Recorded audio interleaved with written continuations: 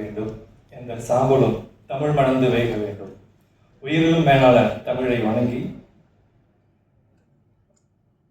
பெரும் மதிப்பிற்கும் போற்றுதலுக்கும் உரிய நடுவர் அவர்களே, பச்சையப்பன் தமிழும் பைந்தமிழ் பாடும் என்பதற்கு இணங்க பல நல்ல கருத்துக்களை எங்களோடு பகிர்ந்து கொண்ட நடுவர் அவர்களுக்கும், இருபால் பேராசிரியர் பெருமக்களுக்கும், அன்பிற்கினிய மாணவ செல்வங்கள் அனைவருக்கும் இந்த இனிய நண்பகல் வணக்கத்தை தெரிவித்துக் கொள்கிறேன். நடுவர் அவர்களே, என்னுடைய அணிக்கு எதிரணியில் இருக்கிறவங்க பார்த்தீங்கன்னா அந்த 4 பேருமே வந்து டைம் டிராவல் பண்ணிட்டு 1940ஸ்லயும் 60ஸ்லயும் சுதந்திர போராட்டம், மொழி போராட்டம் நினைச்சுக்கிட்டு வாழ்ந்துகிட்டு இருக்கிறாங்க.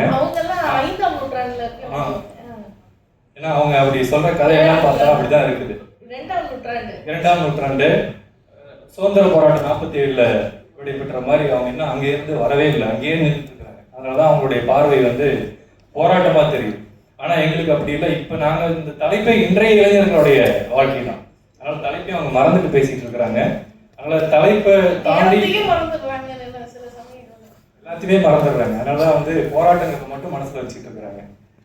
அந்த டைம் டிராவல்ல இருந்து அவங்க கொஞ்சம் மீண்டு வந்து 2026க்கு வந்துட்டாங்கன்னா இளைஞர்களை பார்த்தாங்கன்னா தெரியும் அவங்க எப்படி இருக்கிறாங்க அப்படின்னு சொல்லி. அதனால அவங்க கொஞ்சம் விழிப்போட இருக்கணும். அதுக்காக நான் சொல்றது என்ன அப்படின்னா, 2 வகையான மனநிலை இந்த நடுவர் உட்பட, நீங்கள் உட்பட, எங்கள் அணி இங்க இருக்கிற எல்லோருமே நாங்க எல்லாரும் வளர்ச்சி மனநிலையில் இருக்கிறோம். அதாவது ஆங்கிலத்தில் சொல்வார்கள் growth மைண்ட் செட் என்று. ஆனால் எங்கள் எதிரணியில் இருக்கிறவங்க மட்டும் வந்து என்னன்னா ஃபிக்ஸ்டு மைண்ட் செட்ல இருக்கிறாங்க. அதாவது குறிப்பிட்ட மனநிலையில் இருக்கிறாங்க. அவங்களுக்கு வந்து போராட்டத்தை தவிர வேற எதையுமே சிந்திக்க தெரியல. ஆனா வாழ்க்கையில இருக்கிற பல வகையான நன்மைகளை, அறத்தையும் எல்லாவற்றையும் பகுத்து பார்த்து உணரக்கூடிய ஒரு தன்மையும், மகிழ்வான வாழ்க்கையை நாம் வாழ்ந்து மற்றவர்களுக்கும் அதை கடத்துவதற்கான ஆற்றலும் வலிமையும் நம்மிடத்தே இருக்கு அப்படிங்கிறத மிக அருமையா இந்த growth மைண்ட் செட்ல இருக்கிற எங்களுக்கெல்லாம் தெரியுது. எதிரணியில இருக்கிற அந்த 4 பேருக்கு மட்டும் தெரியல. ஐயோ பாவம். அதுல பாத்தீங்கன்னா முதல்ல பேராசிரியர் நல்லிப்பிரியா அவங்க பேச ஆரம்பிச்சாங்க. அவங்க பேச ஆரம்பிக்கும் போதே சேம் சைடு கோல் போட்டாங்க. எங்க சைடுக்கான கோல் அவங்களே சேர்த்து போட்டு, ஏன்னா அவங்களால அதுல இருந்து மீண்டும் வரவே முடியல.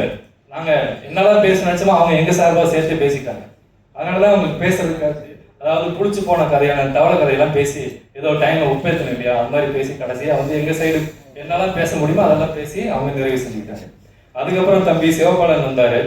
ஏஐயால வந்து வேலையெல்லாம் போயிடுச்சு அப்படின்னாரு. அப்படிலாம் இல்லை தம்பி, ஏஐக்கு அப்புறம் வந்து குவாண்டம் கம்ப்யூட்டிங் நிறைய இருக்குது. ஸோ நிறைய சவால்கள் நமக்கு காத்திருக்குது. அந்த சவால்கள்லாம் எதிர்கொள்றதுக்கு இன்றைய மாணவர்களுக்கு அது ஒரு வரப்பிரசாதமா இருக்குது, நல்ல வாய்ப்புகள் இருக்குது. அப்படிங்கிறதால உங்களுடைய பார்வையை கொஞ்சம் மாத்திக்கிங்க. ஃபிக்ஸ்டு மைண்ட் செட்ல இல்லாம கொஞ்சம் வளர்ச்சி மனநிலைக்கு வாங்க. உங்களால சாதிக்க முடியும் நிறைய. ஏஐயை விட உங்களுடைய திறமையை வெளிப்படுத்துறதுக்கான வாய்ப்பு இந்த உலகம் இப்போது வழங்கிக்கிட்டு இருக்குது. அதனாலதான் நாங்க சொல்றோம், இன்றைய இளைஞர்களோட வாழ்க்கை வந்து போராட்டம் அல்ல, பூந்தோட்டம் தான் என்று. அதே மாதிரி பாத்தீங்கன்னா எங்க எதிரணியில இருக்கிறவங்களுடைய பொதுவாக மைண்ட் செட் இன்னொரு எப்படி இருக்குன்னா, கிளாசிக்கல் கம்ப்யூட்டர் மாதிரி இருக்கு. ஒரு CPU, ரொம்ப பழைய கம்ப்யூட்டர்ல இன்டர்நெட் கனெக்ஷனுக்காக ரொம்ப நேரம் காத்துக்கிட்டே இருக்கணும். இன்னைக்கு அப்படிலாம் இல்லை. 5G 6G அடுத்தடுத்த கடத்துக்கு போயிட்டு இருக்கிறாங்க. GPU போய் அடுத்த NPU TPU அது மாதிரி வந்து குவாண்டம் கம்ப்யூட்டிங்கை பத்தி எப்படி நம்ம பல ஆண்டு காலம் தீர்க்க முடியாத பிரச்சனைகளை சில வினாடிகளை தீர்த்து முடிக்கக்கூடிய ஒரு சூழல் இன்றைய மாணவர்களுக்கு இருக்குது. ஸோ அப்படிப்பட்ட சூழல்ல இருக்கும்போது எப்படி போராட்டமா இருக்க முடியும்? இந்த வாழ்க்கை வந்து பூந்தோட்டம் தான்.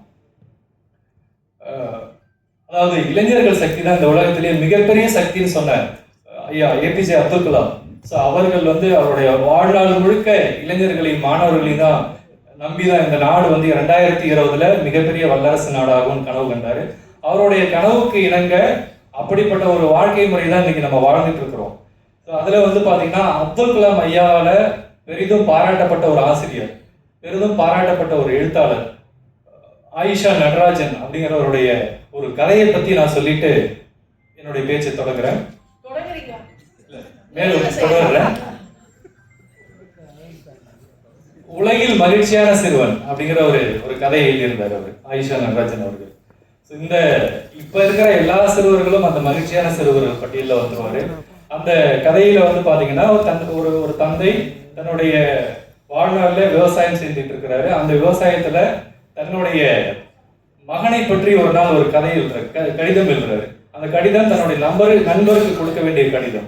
அந்த கடிதத்துல தன்னுடைய மகனை பற்றி எப்படி இருக்கிறாருன்னா, அன்புள்ள நண்பரே, இவர் வந்து என்னுடைய மகன் வந்து மாடு மேய்க்க லாக்கியற்றவன், இவன் படிப்பதற்காகவே பிறந்தவன் அப்படின்னு எழுதுறாரு. ஒரு முற்போக்கு சிந்தனையில அவருடைய கருத்துக்கள் எல்லாம் அந்த கடிதத்தில் இருக்குது. அந்த கடிதத்தை வாங்கி கொண்டு தன் நண்பரை பார்க்க வேண்டும் என்பதற்காக அந்த தந்தை தன்னுடைய மகனை அனுப்புறாரு. அப்படி போகும்போது அந்த பையன் வந்து அந்த கடிதத்தை படிக்கிறான். அந்த கடிதத்தை படிச்சதுக்கு அப்புறம் அவன் ரொம்ப மகிழ்ச்சியா இருக்கு. அப்ப அவன் சொல்றான், அந்த உலகத்திலேயே மகிழ்ச்சியான சிறுவன் நானாக தான் இருக்க முடியும். ஏன்னா என்னுடைய வாழ்க்கை இதுக்கப்புறம் வந்து கல்வியில் மூழ்க போகிறது, நான் கல்வி கற்க போகிறேன், அதனால் என் வாழ்க்கை எப்பொழுதும் மகிழ்ச்சியா இருக்கும் அப்படின்னு சொன்னார். அதே மாதிரி அதே ஆயிஷா நடராஜன் அவர்கள் எழுதின என்னை செதுக்கிய மாணவர்கள் புத்தகம். ஸோ அவருடைய வாழ்நாள் முழுக்க மாணவர்களுடைய தாக்கம் எப்படி இருந்தது, அவர் எப்படி அவருடைய வாழ்க்கையை செதுக்குச்சு அப்படிங்கிறத சிறந்த ஒரு உதாரணமா சொல்ல முடியும். ஏன் அப்படின்னா அப்பதான் இந்த இப்ப இருக்கிற இளைஞர்களோட வாழ்க்கை எப்படி பூந்தோட்டமா இருக்கு அப்படிங்கறத அதுல இருந்து நம்ம வந்து உணர முடியும். ஸோ எண்ணற்ற மாணவர்கள் அவருடைய வாழ்நாளை சந்திச்சிருக்கிறாரு. ஒவ்வொரு மாணவர்களும் ஒன்னொன்னு கத்துக்கிட்டே இருந்திருக்கிறாரு. அப்படி கத்துக்கிட்டதுல சில மாணவர்களை பத்தி தொகுத்து அவர் ஒரு புத்தகம் வெளியிட்டிருக்கிறாரு. அதுதான் என்னை செதுக்கிய மாணவர்கள். ஸோ அதுல சொல்றாரு, ஒரு மாணவன்கிட்ட இருந்து கத்துக்கிட்டாங்க, ஜாதி மதம் பேதம் இல்லாம எல்லோரையும் சமத்துவமா நடத்தணும், ஆண் பெண் வேறுபாடு இல்லாம எல்லோரையும் சமத்துவமா நடத்தணும், அப்பதான் இந்த வாழ்க்கை பூந்தோட்டமா இருக்க முடியும் அப்படின்னு அவர் சொல்லியிருக்காரு. அது ஒரு மாணவன்கிட்ட இருந்து கத்துக்கிட்டாரு. அப்படி ஒவ்வொரு முறையும் ஆபத்து காலங்கள்ல மற்றவங்களுக்கு எப்படி உதவுறது அப்படிங்கிறத ஒரு மாணவர் அவருக்கு உணர்த்தியிருந்தார். அதனால சிறந்த ஆராய்ச்சி படிப்புகள் பத்தி, அறிவியல் கட்டுரைகளை பத்தி வெளியிடுறது பத்தி, ஆராய்ச்சிகளை கண்டுபிடிக்கிறத பத்தியும் சில மாணவர்களை பத்தி எழுதியிருந்தார். இப்படி எண்ணற்ற மாணவர்கள் வழியா தான் வந்து அந்த ஆசிரியர் வந்து தன்னுடைய வாழ்க்கையை செதுக்கிட்டாரு அப்படின்னு சொல்லியிருந்தார். ஒரு பானை சோற்றுக்கு ஒரு சோறு பதம் என்பது போல அந்த ஒரு ஆசிரியரோட வாழ்க்கையில் செதுக்கப்பட்ட ஒரு நல் வாழ்க்கை பல மாணவர்களால் உருவானது. அந்த மாணவர்கள் தான் அவங்களுடைய வாழ்க்கையும் பூந்தோட்டமாக இருப்பதால் தான் அது சாத்தியமாயிற்று. அதுபோல எண்ணற்ற ஆசிரியர்களும் பேராசிரியரோட வாழ்க்கையும் சிறப்பாக இருப்பதற்கு முதன்மையான காரணம் இந்த மாணவ சமுதாயமே. இப்ப இருக்கிற தொழில்நுட்பம், அறிவியல், இது எல்லாத்தையும் பார்த்தோம்னா நம்மளுடைய தமிழ்நாட்டு மாணவர்கள் உலகம் முழுக்க கோலைச்சுறாங்க. எங்க பார்த்தாலும் நம்மளுடைய மாணவர்கள் இருக்க முடியுது. முன்னெல்லாம் வந்து பார்த்தோம்னா நம்ம ஊரை தாண்டி அதிகமா இருக்க முடியாது. மன்னர்கள் காலத்துல மட்டும்தான் வந்து படையெடுத்தாங்க. ஆனா இப்ப அப்படி இல்லை.